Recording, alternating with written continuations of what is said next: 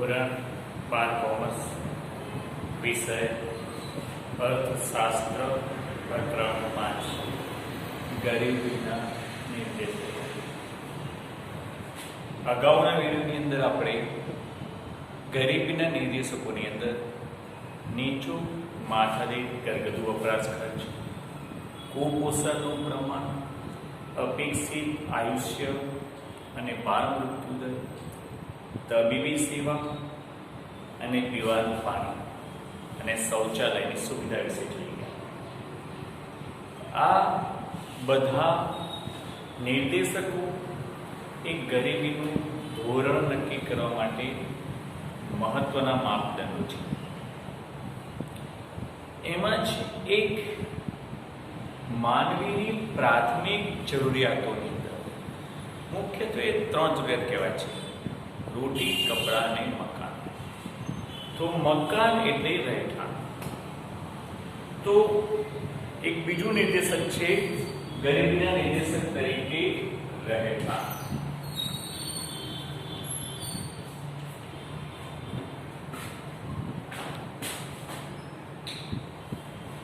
ગરીબીનું માપદંડ કાઢવા માટેનું એક બીજું ધોરણ છે રહેઠાણ. રહેઠાણને આધારે માનવીના જીવન ધોરણની કલ્પના કરી શકાય છે. માનવીના જીવન ધોરણની ગુણવત્તાની કલ્પના કરી શકાય છે. કારણ રહેઠાણ એ એક ગરીબી માપવા માટેનું માપદંડ છે. તેને કેવા પ્રકારનું રહેઠાણ પ્રાપ્ત થાય છે? સામાન્ય રીતે એક વ્યક્તિને 10 ચોરસ ફૂટ 10 બાય 10 એટલી જગ્યા, એટલે કે 100 ચોરસ ફૂટ જેટલી જગ્યા એક વ્યક્તિને રહેઠાણ માટે પ્રાપ્ત થતી હોવી જોઈએ. એ પણ પાછી દરેક સુવિધા વાળી, એવું માનવામાં આવે છે.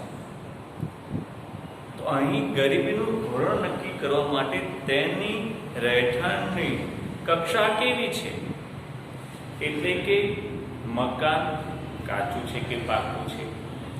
પાકું મતલબ એની છત પતરાવાળી છે કે આરસીસીની છે, તો એ કાચું કે પાકું મકાન થયું. એટલે મકાન પાકું છે કે નહીં, તેમાં કેટલા રૂમો છે, તે રૂમોની અંદર હવા ઉજાસવાળા રૂમ છે કે નહીં, પાણીની સુવિધા છે કે નહીં, ડ્રેનેજની સુવિધા છે કે નહીં, વીજળીની સુવિધા છે કે નહીં.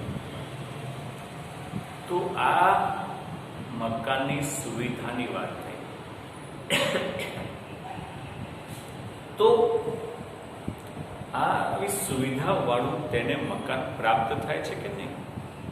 જો આવી દરેક પ્રકારની સુવિધા વાળું મકાન પ્રાપ્ત થતું હોય તો તે ગરીબ ગણવામાં આવતો નથી. પરંતુ ભારતની અંદર મકાનની તીવ્ર તંગી જોવા મળે છે. શું? મકાનની તીવ્ર તંગી જોવા મળે છે અને ગરીબોને રહેવા માટે પાકા મકાન મળી રહે તે માટે સરકાર દ્વારા ઘણી બધી આવાસ યોજનાઓ ચલાવવામાં આવે છે. છતાં પણ હજી ભારતની અંદર 60 કરોડ જનતા એવા સ્વાસ્થ્યને નુકસાનકારક એવા મકાનોમાં રહેતી હોય છે. 60 કરોડ જનતા ના નિવાસસ્થાન એવા છે કે સ્વાસ્થ્યને જોખમી છે, જ્યાં આગળ પૂરતા પ્રમાણમાં, એટલે કુટુંબ માટે પૂરતા પ્રમાણમાં રૂમની વ્યવસ્થા નથી હોતી, હવા ઉજાસવાળા રૂમો નથી હોતા, પાકું મકાન નથી હોતું, વીજળીની, ડ્રેનેજની કે પાણીની સુવિધા નથી હોતી. તેમજ ભારતની અંદર લગભગ હજી પણ કેટલીક જનતા એક રૂમ રસોડાવાળા મકાનમાં રહેતી હોય છે. કારણ ભારતની મકાનોની તીવ્ર તંગી અને બીજું કારણ છે આવક. લોકોની આવક એટલી ઓછી હોય છે કે જેથી કરીને તેઓ પાકા મકાનમાં રહી શકતા હોતા નથી. અને બીજું, વસ્તીનું પ્રમાણ, વસ્તી વૃદ્ધિનો દર જે પ્રમાણમાં વધે છે તે પ્રમાણમાં આવક વૃદ્ધિ દર વધતો નથી. સાથે સાથે મકાનોની તંગી જોવા મળે છે અને તેને કારણે ભારતની અંદર રહેઠાણ એ એક ગરીબીના નિર્દેશક તરીકે ધ્યાનમાં લેવામાં આવે છે. તો આ રહેઠાણની કક્ષાને આધારે પણ ભારતમાં ગરીબીનું ધોરણ, ગરીબીનું પ્રમાણ નક્કી કરી શકાય છે. ખ્યાલ વિદ્યાર્થીઓ, ગરીબીના નિર્દેશક તરીકે રહેઠાણને પણ માપદંડ ગણવામાં છે. ત્યારબાદ વીજળી વપરાશ.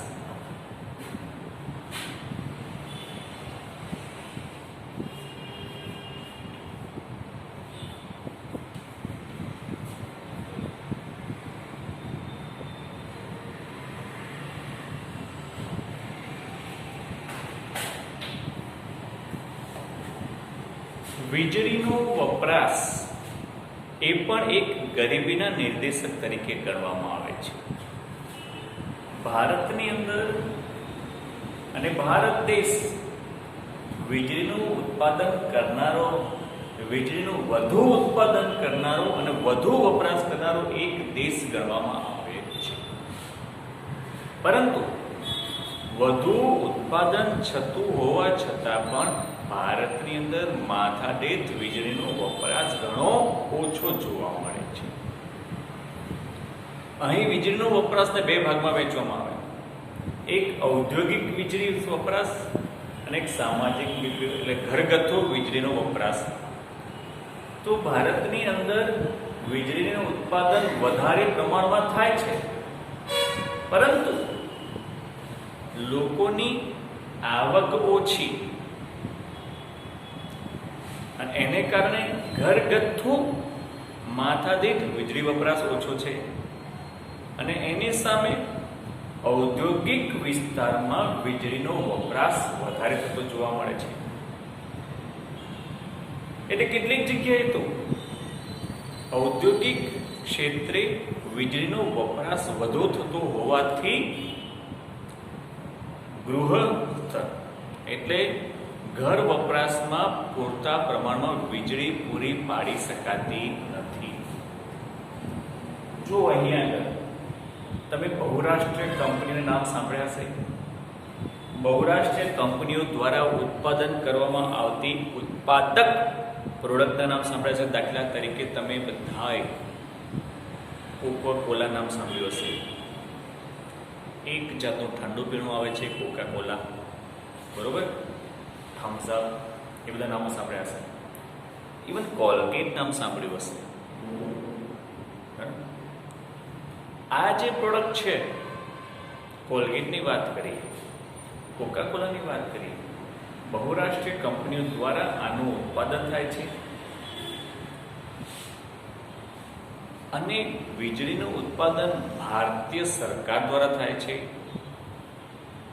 જો એ બે ભાગમાં વહેંચીએ છે, તો અહીં આગળ બહુરાષ્ટ્રીય કંપનીઓનું ઉત્પાદન અને તેની વિતરણ વ્યવસ્થા શું, અને ભારત સરકાર દ્વારા થતું વીજળીનું ઉત્પાદન અને તેની વિતરણ વ્યવસ્થા. આજની તારીખમાં ભારતમાં લગભગ અંદાજે 5.5 થી 6 લાખ ગામડા આવેલા છે. કેટલા? 5.5 થી 6 લાખ ગામડા આવેલા છે. તો એમાંથી લગભગ કોઈ પણ ગામ એવું નહીં હોય કે એની નાનામાં નાની દુકાનમાં કોલગેટની ટૂથપેસ્ટ ન મળતી હોય. સરહદને છેવાડાનું ગામ હશે તો પણ એક નાની દુકાન હોય ત્યાં કોલગેટનું ઉત્પાદન કોલગેટ મળે.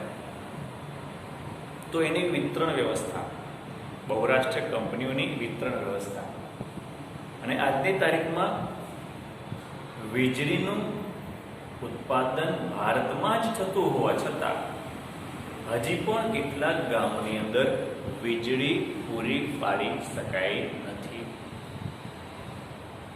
તો અહીં જો બહુરાષ્ટ્રીય કંપનીઓની વિતરણ વ્યવસ્થા અને સરકારની વિતરણ વ્યવસ્થા વચ્ચે કેટલાક વિક્ષેપો જોવા મળે છે.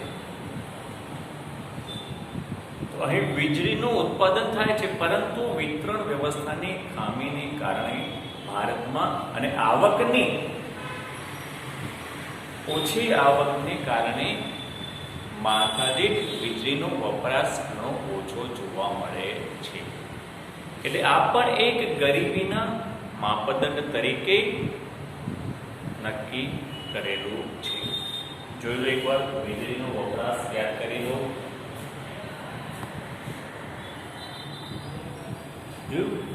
ત્યારબાદ બીજો નિર્દેશક છે શિક્ષણ.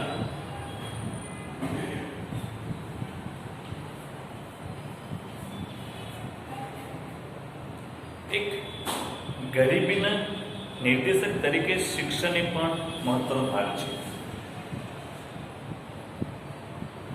વિશ્વની અંદર 15 વર્ષ અને 15 વર્ષથી વધુ ઉંમરની વ્યક્તિ, 15 વર્ષની વ્યક્તિ જેને લખતા વાંચતા આવડતું હોય તેવી વ્યક્તિઓ અને લખતા વાંચતા ન આવડતું હોય તેવી વ્યક્તિઓ,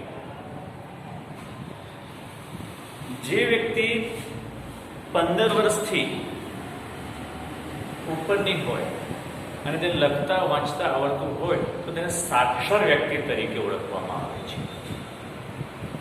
અને જે વ્યક્તિ 15 વર્ષથી વધારે ઉંમરની હોય પણ તેને લખતા વાંચતા આવડતું ન હોય તેને નિરક્ષર વ્યક્તિ તરીકે ઓળખવામાં આવે છે. તો અહીં આગળ ભારતની અંદર સાક્ષરતાનું પ્રમાણ ઓછું હોવાથી, શિક્ષણનું પ્રમાણ ઓછું હોવાથી કૌશલ્ય પ્રાપ્ત તાલીમબદ્ધ શ્રમની અછત જોવા મળે છે. કેળવાયેલ શ્રમ, તાલીમ મેળવાયેલ શ્રમની અહીં ઓછી જોવા મળે છે. હવે કેળવાયેલ શ્રમ નથી, કૌશલ્ય પ્રાપ્ત કરેલ શ્રમ નથી, તેને કારણે થઈને તેની ઉત્પાદકતા ઘણી નીચી જોવા મળે છે. શિક્ષણનું પ્રમાણ નીચું છે એટલે તેમને મળતી રોજગારીનું પ્રમાણ પણ ઓછું જોવા મળે છે. સામાન્ય રીતે એવું માનવામાં આવે છે કે શિક્ષણ મેળવેલી વ્યક્તિઓ સરળતાથી રોજગારી પ્રાપ્ત કરી શકે છે અને અશિક્ષિત વ્યક્તિઓ સરળતાથી રોજગારી પ્રાપ્ત કરી શકતી નથી. અને નિરક્ષર વ્યક્તિઓ હોય તેમજ તાલીમ પામેલ ન હોય તેવી વ્યક્તિઓ સરળતાથી રોજગારી નથી મળતી અને તેથી તે ઉત્પાદન પ્રક્રિયામાં ભાગ ભજવી શકતા નથી. એટલે તેમની ઉત્પાદકતાનું પ્રમાણ ઓછું જોવા મળે છે. અને સાથે સાથે શિક્ષણનું પ્રમાણ નીચું હોવાથી અથવા તો ન હોવાથી રૂઢિચુસ્તતા, શું ભારતની અંદર રૂઢિચુસ્તતા, પરંપરાગત કુરિવાજો, અસામાજિક પ્રવૃત્તિઓ, આ બધી વસ્તુ વધારે જોવા મળે છે, જે દેશના વિકાસમાં બાધારૂપ સાબિત થાય છે. તે દેશનો વૃદ્ધિ, દેશનો વિકાસ એ પૂરતા પ્રમાણમાં થઈ શકતો નથી. 2011ની વસ્તી ગણતરી વખતે બ્રાઝિલમાં 91% સાક્ષરતાનો દર હતો, શિક્ષણનું પ્રમાણ હતું 91%. એની સામે ભારતનું હતું 74%, નેપાળનું હતું 60% અને પાકિસ્તાનનું હતું 55%. તો અહીં જોઈ શકાય છે કે વિકસિત દેશોમાં શિક્ષણનું પ્રમાણ વધારે છે અને અલ્પ વિકસિત દેશોમાં શિક્ષણનું પ્રમાણ ઓછું છે. વિકસિત દેશોમાં શિક્ષણનું પ્રમાણ વધારે હોવાથી ત્યાં આગળ કોઈ પણ સામાજિક રૂઢિચુસ્તતાઓ, કુરિવાજો, પરંપરાઓ એવું કાંઈ જોવા મળતું નથી. તેથી તેવા દેશો ઝડપથી આર્થિક વિકાસ કરી શકે છે. એની સામે અલ્પ વિકસિત દેશોની અંદર આ શિક્ષણનું પ્રમાણ નીચું હોવાથી ઘણી બધી રૂઢિચુસ્તતાઓ, પરંપરાઓ, કુરિવાજો એ બધું જોવા મળતું હોવાથી આર્થિક વિકાસ પૂરતા પ્રમાણમાં થઈ શકતો નથી. તો અહીં આગળ આ શિક્ષણનું પ્રમાણ નીચું હોવાથી પણ વિકસતા જતા દેશોમાં ગરીબીનું પ્રમાણ વધારે જોવા મળે છે. એટલા માટે ગરીબીના માપદંડ તરીકે, એક નિર્દેશક તરીકે શિક્ષણને પણ ધ્યાનમાં લેવામાં આવે છે. યાદ રાખી લો, શિક્ષણનું પ્રમાણ